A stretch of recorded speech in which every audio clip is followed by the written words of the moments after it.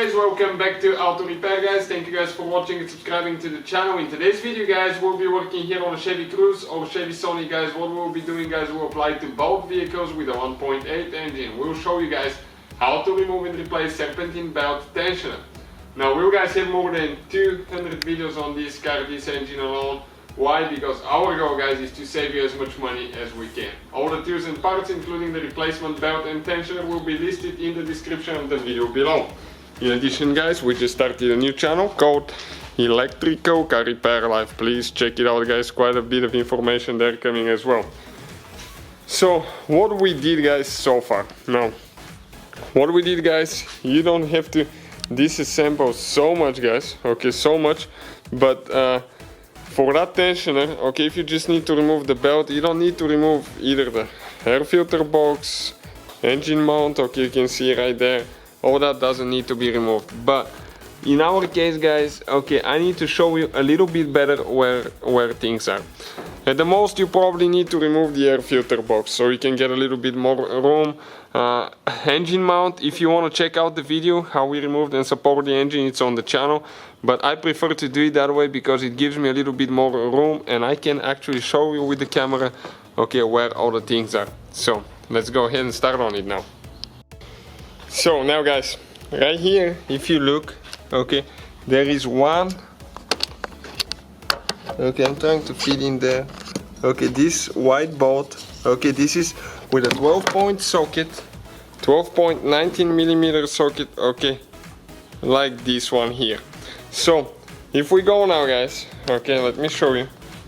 If I go and get the socket in, okay, you can do that from the bottom of the car, not just from the top. Okay, let's hold it like that so you can see what's happening. I mean, okay, I'm going to go now counterclockwise. It will release the pressure of the belt and I'm going to remove it from the alternator. So check this thing out now.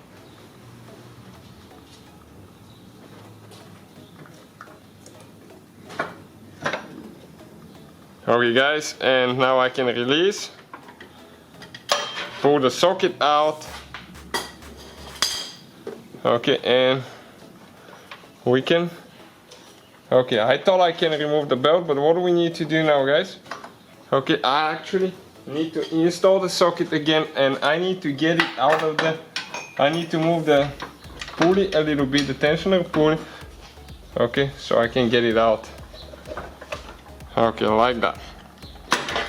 And you can see the belt guys, okay, came out of there just like that.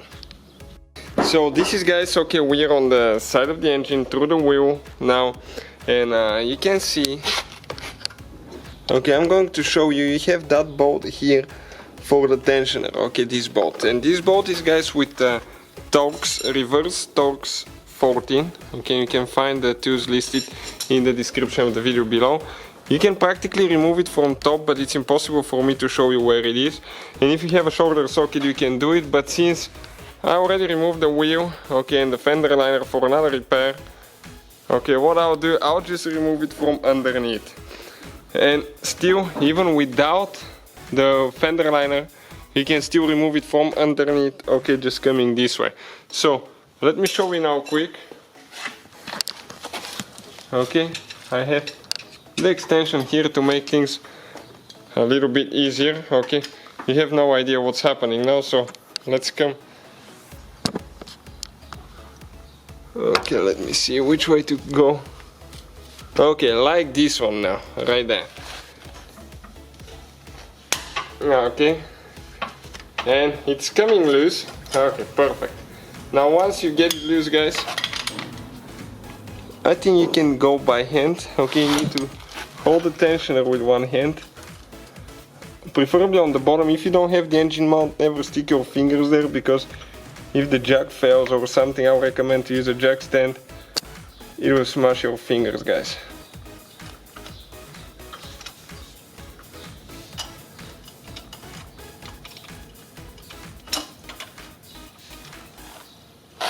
Okay, what I'm going to do, I'll get a little impact because I'm tired of screwing that thing. Okay, perfect.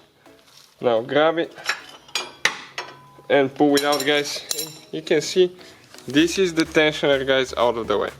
That's how you remove it. That's where the belt socket attaches, okay, to this part right here. Hopefully, guys, the video will be helpful to some of you. You can find the replacement part in the description of the video below, guys, and see you guys next time.